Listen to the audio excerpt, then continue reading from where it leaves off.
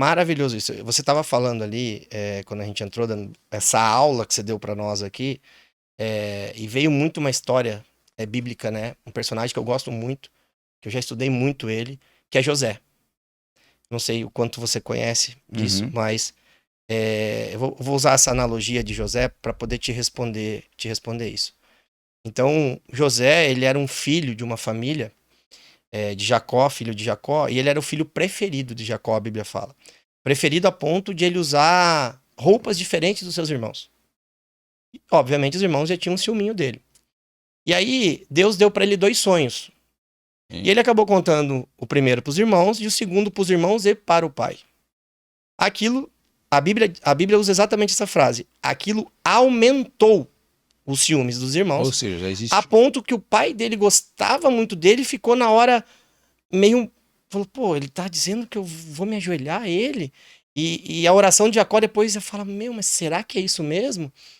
E a Bíblia fala que, passando o tempo, ele vai atrás dos irmãos, os irmãos tentam, algum deles tenta matá-lo, jogam ele no buraco, mas acabam se arrependendo, tiram e vendem ele para o mercado de escravos. Então a gente vai chegar onde eu quero chegar. Dentro de todo esse contexto que você explicou para nós, maravilhoso. Então, José foi para o mercado de escravos. Depois do mercado de escravos, ele foi comprado por Potifar. Foi para a casa de Potifar, começou a ser o administrador da casa de Potifar. Aí ele foi acusado pela mulher de Potifar de tentar atacá-la, estupro, foi preso. Ele foi para prisão. Em determinado momento ele já virou responsável da prisão.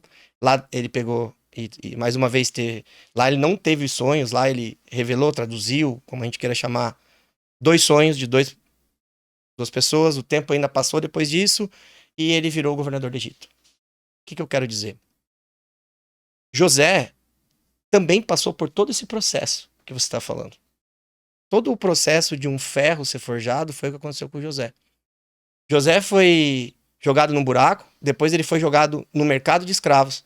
Ele foi para a casa do cara mais poderoso do reino, abaixo era o chefe da guarda do rei, que era Potifar, e depois ele foi para a prisão. Então ele transitou em todos os Todos. mundos daquele reino, porque depois ele governaria aquele reino. Então ele foi maleável e entendeu todos os cantos daquele lugar. E o que é muito maluco de José é que a Bíblia diz que a prisão onde José, o mercado de escravos, vamos começar, o mercado de escravos onde José foi levado, se fez melhor com a presença de José. A casa de Potifar prosperou muito mais com a presença de José. A prisão se fez mais organizada e melhor com a presença de José. Então não tem a ver com coisas ou com lugares. Tem a ver com aquilo que a gente carrega. José esteve em todos esses lugares e a Bíblia diz que todos os lugares que ele estava se fez melhor. E uma coisa que tá no meu coração e o mais legal de José, quando José ele traduz os 2 sonhos daqueles homens. Um dos sonhos era que um daqueles homens voltaria a servir o rei, o copeiro, e que o padeiro morreria alguns dias depois. Acontece isso. E a única coisa que José pede é assim: ei, lembre-se de mim quando você estiver em frente do rei. Porque aqui estou preso injustamente, me tiraram da minha terra, tal, tal. E aquele homem sai dali e esquece de José, olhando aos olhos humanos da leitura. A leitura Sim. diz que aquele homem esquece de José. Passam-se 2 anos.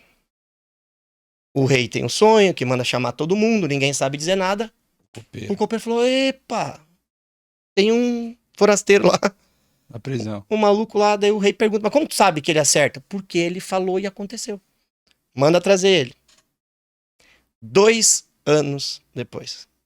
Você falou uma coisa sobre o tempo, que a gente não sabe esperar. A gente quer acelerar o tempo.